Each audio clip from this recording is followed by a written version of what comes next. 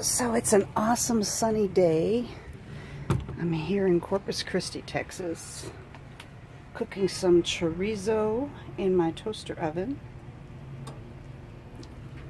What I'm excited about is, or what's fun to watch, are the amps. Right now, while it's not in heat mode, it's minus, but then it goes to minus 22. Then up here, let's take a look at how much power. 1.27 kilowatt hours coming from the PV array. 23 amps. Yes, I love my solar. It's awesome.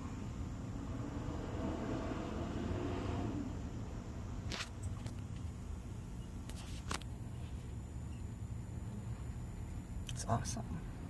So the panels during the day is when I try to use my big ticket items, because the panels will pull in whatever extra power you need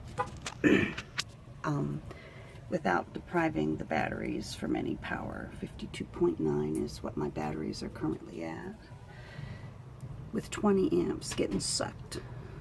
But at the same time, 20 amps are being pushed in from the PV array. So I don't really know exactly how that works, but I have a feeling that they're just offsetting each other.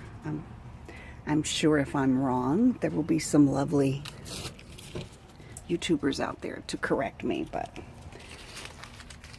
I just really love my solar.